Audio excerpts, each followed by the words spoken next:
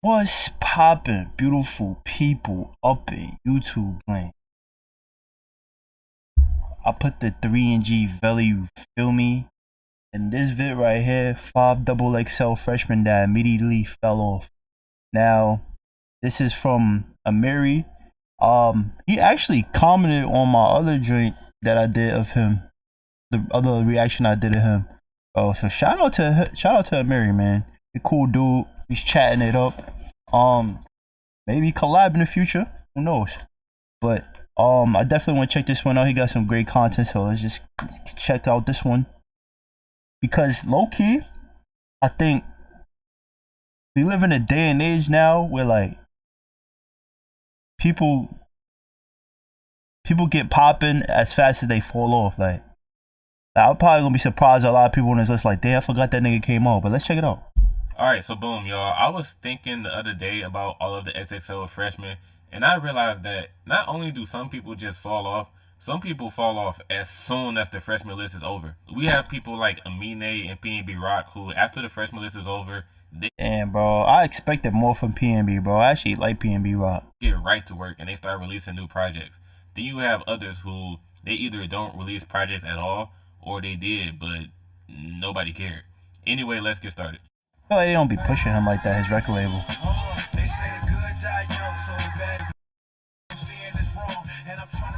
John Connor is one of the dopest rappers to ever be on XXL, and to me, he has the #1 best. I don't even know who this was. I thought this was his promotion people. Like we be promoting it.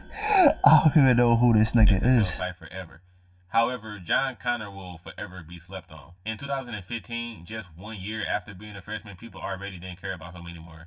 And 3 years later, in 2018, people still don't care. Since being on the list, the only projects John has released are 2 mixtapes, one of them being, get ready for this title, y'all, Best in the World, the late registration of a college dropout who had a dark, twisted fantasy of 808s and heartbreak. I know, right? Boy, why is that just so long, The bro? entire mixtape is him rapping over instrumentals from Kanye West songs. It's a dope mixtape, but no. The only notable thing John has done since then is a collab with Keke Palmer he did in 2016, referencing the Flint, Michigan water crisis, since Flint, Michigan is his hometown and all. But other than that, John Connor has been nowhere to be found. That nigga look like he was rapping some crazy shit. Yo, I remember Cap G, bro. I was like, oh yeah, we got a Mexican nigga about to get popping and shit. That nigga was he only had like one popping song, bro.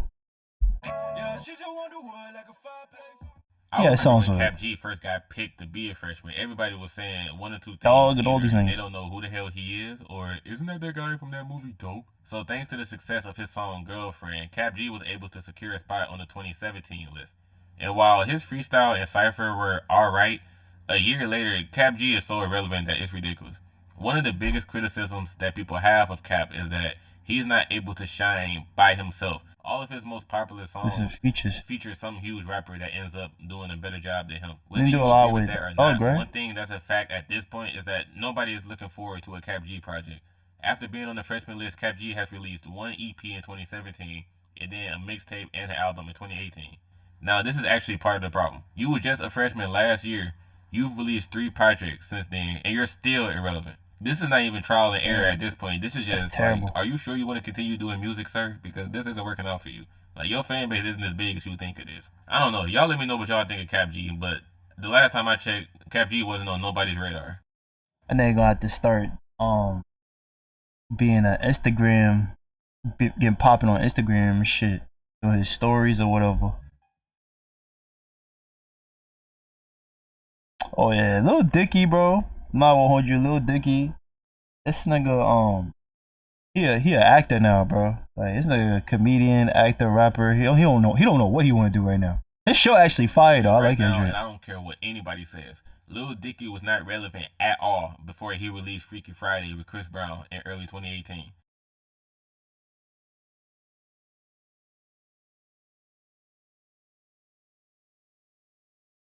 Nah, when he did the I always hated when people try to say other shit? An artist isn't irrelevant anymore just because they had one hit. If you tried to say that Lil Dicky wasn't relevant earlier this year, people would have been like, oh, but don't he got that one song with Chris Brown? Like, bro, that's one song.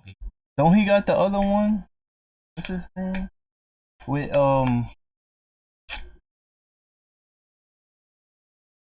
yeah, baby.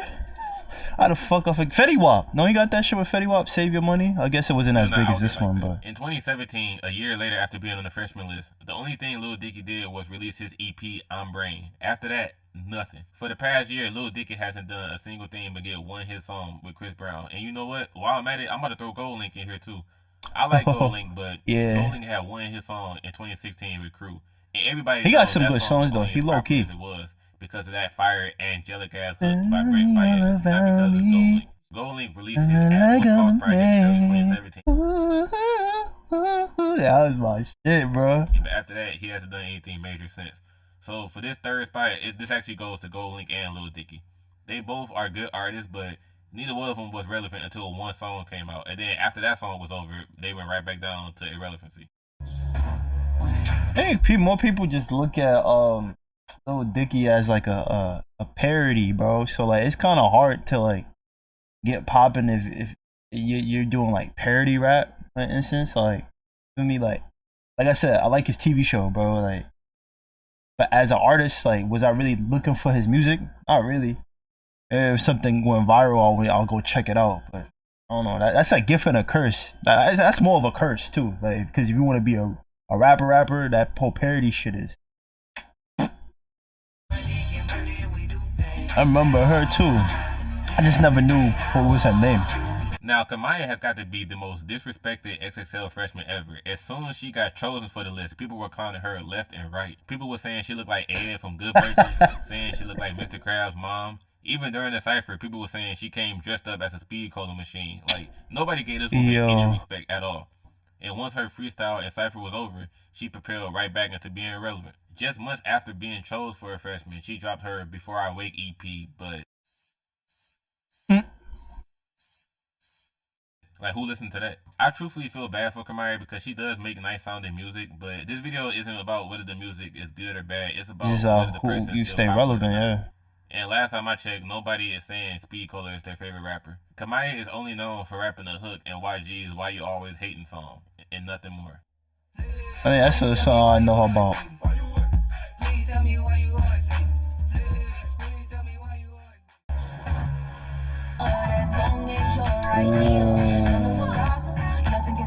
Yeah, I thought she was gonna be big too, bro. This one was one of those what ifs. Cause she was getting fire with that whole what's that drink? Try me.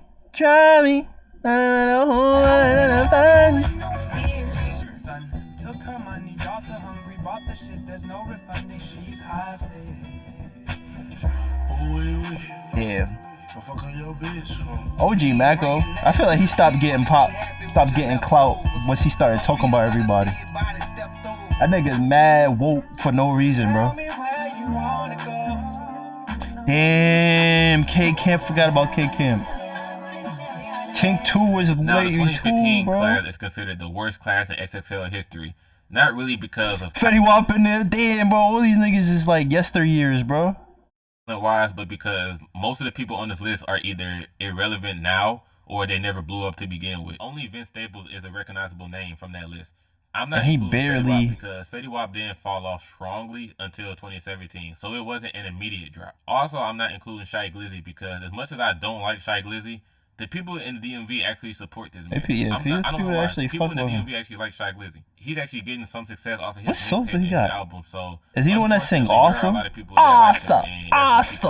Everybody else though are going. Dej Loaf. I live in Detroit, Michigan, which is Dej Loaf's hometown. Even we stopped looking for Dej Loaf a while ago. Damn. After niggas in your hometown stopped looking for you? It's crazy. Minimal. She had a song with Leon Bridges this year titled Liberate, but that's not enough. If Dej Loaf were to announce that she was coming out with a new project, I don't think a single person would care. Right, people already didn't even know where he came from. And I only seen one song, half of his song from this nigga. During his time on XXL, that kind of explains everything. He was featured on Jaden Smith's Sire album, and he had a mixtape in April 2018. But that's two notable things. And it's crazy because he had a co-sign from Kanye, bro. You had a co-sign from Kanye and you don't like do anything from it, bro. That's 3.5 years. Stuff like this is why the 2015 class gets no respect. because most of the people from the class aren't doing anything now. Kid is not even worth spending that much time on talking about. I He heard a released Kid 3 Kid like mixtapes 2 since being on the times list, and in he's my still life. forgotten. Like, he's not known at all. His XXL freestyle is actually worth He like checking out. Mac Like, I Man. like his freestyle. I would recommend you give that a listen. But listening to him, his music in general, like, nah, you'll be good. OG Mako, I was honestly about to tell you guys that OG Mako can actually make good music when he tries to. He's released many projects since being on the list in 2015, and I was going to recommend checking him out. But just 3 months ago, the dude announced that he was retiring from music, so don't even bother at this point. Don't even waste your time. Funny thing is, when this came out, he said this was a 2018 video. Yeah, this nigga was just on No Jumper maybe like a few months back. I think before the pandemic. This nigga be all over the place, bro. He be want to do music, then don't want to do music. It's because this nigga's too woke, bro. Like, he be thinking about too much shit, bro. Trying to expose.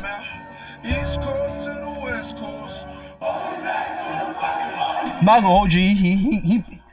I'm not gonna say started that whole like mosh pit shit, but like he was like one of the forefathers of that like rap mosh pit shit. Now not every rapper want to do that shit, like that whole rock, all that crazy shit, bro. He even said it in an interview like how after he did that shit, he had Manolo Rose, all these niggas was at their show trying to be like him, doing like the run Ricky run. It was basically like he doing this shit. Now niggas to this day is like doing shit that he do. So he had a wave.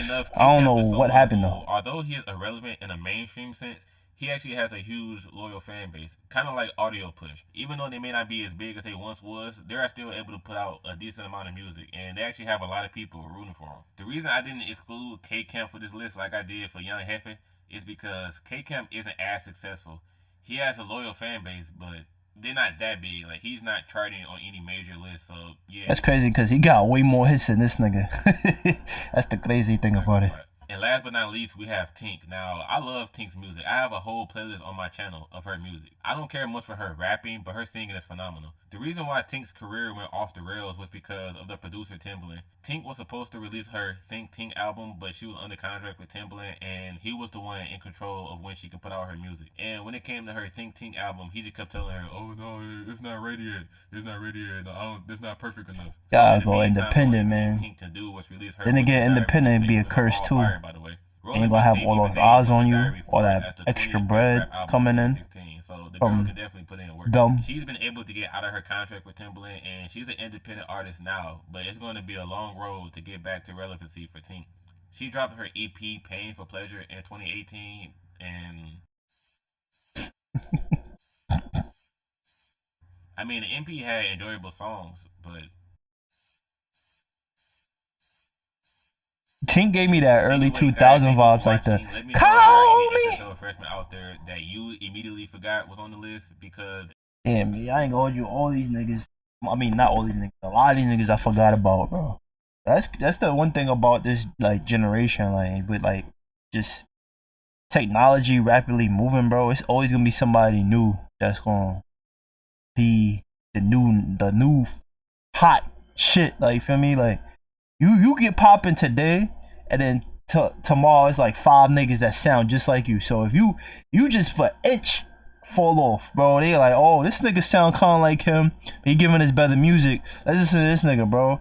It's hard, yo. I ain't gonna hold you. It's hard to stay on now, bro. Cause there's niggas that's talented as shit and they don't resonate. But it's your boy G up out of here. Peace.